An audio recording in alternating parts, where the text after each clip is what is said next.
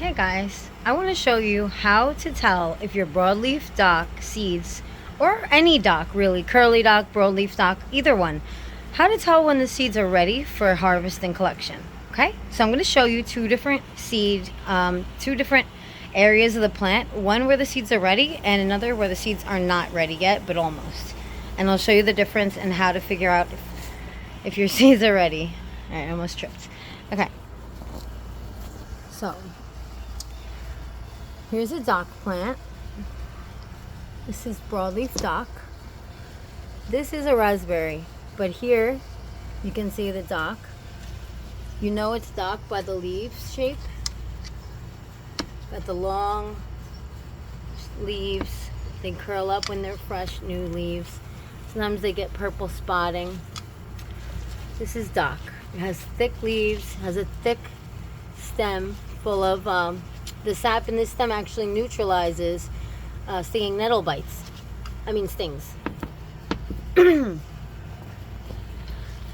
If you get stung by a stinging nettle, you can actually break off a leaf and rub the juice inside the stem here on your sting, and it will actually get rid of the pain, the itchy rash, and the pain.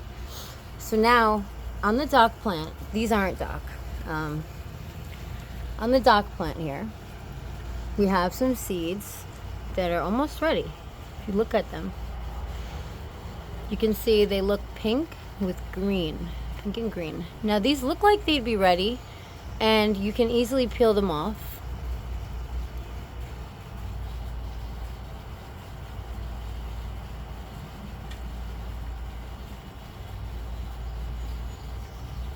And that's a bad example. Let me get a better one.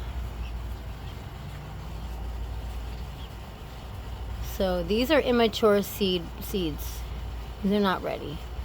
These are seeds with the chaff or husk still intact, and they're not ready.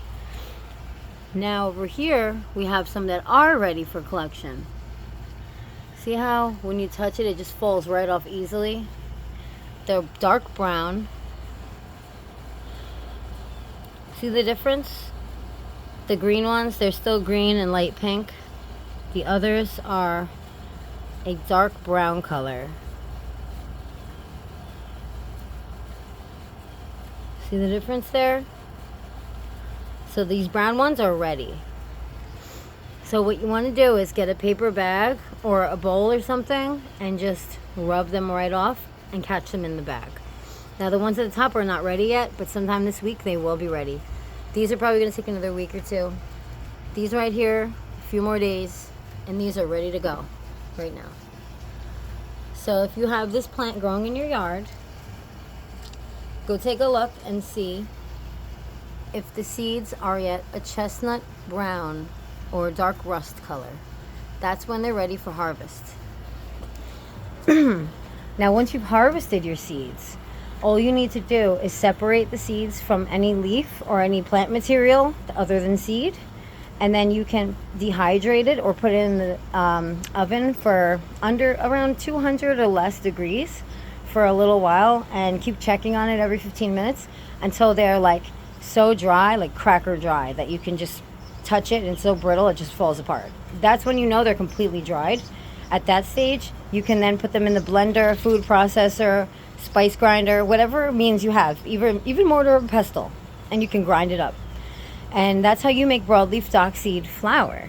Now with this flour, you can actually make crackers, bread, anything that you can make with flour, you can do with dock seed flour.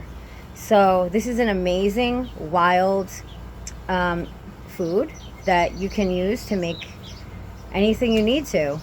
So let's say the supermarkets ran out of flour and there was no bread in the stores and there was nothing on the shelves. Well, you know what? If you have this plant growing, you can make your own flour and you can make your own bread. Even a basic bread where you just take the flour, water, and something with a little sugar. There's always a way with nature. There's always some ingredients that you can use. Like right here, let's say the stores were closed. Here's another example. Let's say the stores were closed and there was nothing to eat and we couldn't buy vegetables. Well, we can come outside and pop these little florets up from the milkweed. These are like little broccoli heads. They taste good too. They actually taste good. Kind of similar to broccoli, to be honest.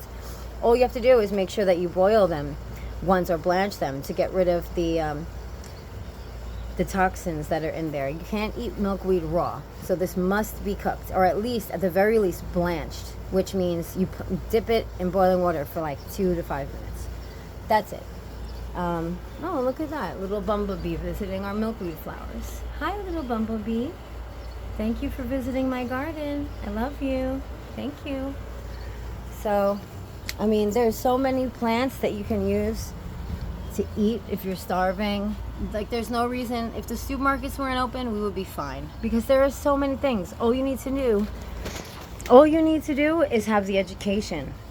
Once you know about the abundance of resources around you, you're not going to be worried about pandemics and store closures and supply chain disruptions, because you're going to know and be secure and confident in the fact that you can survive in any situation. As long as you have food growing outside, plants growing outside, you're going to be fine.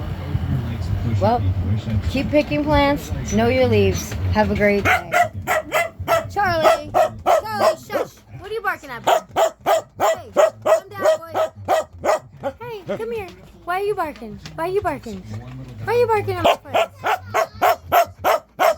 And Josh wants to say hi too.